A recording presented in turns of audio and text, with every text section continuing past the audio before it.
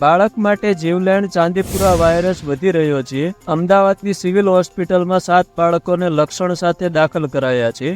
2 દિવસ અગાઉ દાખલ કરાયેલ એક બાળકનું મોત પણ થયું હતું। મહેસાણાનું બાળક હતું જે તાવ અને ખેંચ આવતા દાખલ કરાયું હતું। મૃતક બાળક સહિત કુલ 6 બાળકના સેમ્પલ પુના મોકલવામાં આવ્યા છે। આવતીકાલે રિપોર્ટ આવવાની શક્યતા છે। તો તમને એ પણ જણાવી દઈએ કે ચાંદીપુરા વાયરસના લક્ષણો શું છે।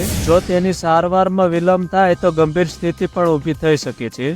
ચાંદીપુરા ચેપના મુખ્ય લક્ષણો તાવ, ઉલટી અને અચાનક હુમલાનો સમાવેશ થાય છે। આવા લક્ષણો ધરાવતા લોકોએ ખાસ કરીને સાવચેતીથી રહેવું જોઈએ અને ડોક્ટરની દેખરેખ હેઠળ તાત્કાલિક સારવાર લેવી જોઈએ। તો તમને એ પણ જણાવી દઈએ, જ્યારે બાળકને આ વાયરસમાંથી સંક્રમિત થાય છે ત્યારે તાવ અને ફૂલું જેવા લક્ષણો જોવા મળે છે। આ પછી મગજમાં સોજો આવવાની સમસ્યા થાય છે।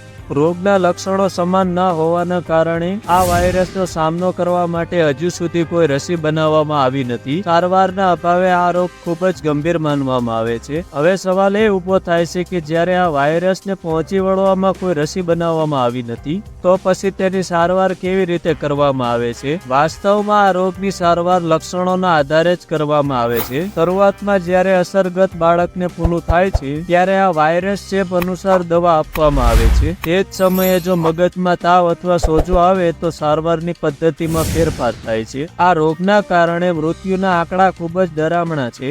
જો બાળક શરૂઆતમાં જ સ્વસ્થ થઈ જાય તો તેને કોઈ પણ સમસ્યાનો સામનો કરવો પડતો નથી। જો તાવને કારણે બાળકનું મગજ ફૂલી જાય તો મૃત્યુ દર નોંધપાત્ર રીતે વધી જાય છે। ધારો કે 100 બાળકોના મગજમાં સોજો આવે તો તેમાંથી 50 થી 70 બાળકો મૃત્યુ પામે છે। મતલબ કે આ વાયરસના હુમલાને રોકવો ખૂબ જ મુશ્કેલ છે। આ વાયરસથી તમે પણ તમારા બાળકો અથવા ફેમિલીનું ખાસ ધ્યાન રાખો। શેર કરો તમારા ફેમિલી અથવા ફ્રેન્ડ સર્કલમાં। વિડીયો કેવો લાગ્યો જરૂર કમેન્ટ કરજો। વિડીયો પસંદ આવ્યો તો વિડીયોને લાઇક, શેર અને સબસ્ક્રાઇબ કરો અને આવા જ વિડીયો જોવા માટે અમારી સાથે જોડાયા રહો। ફરી મળીશું બીજા વિડીયોમાં।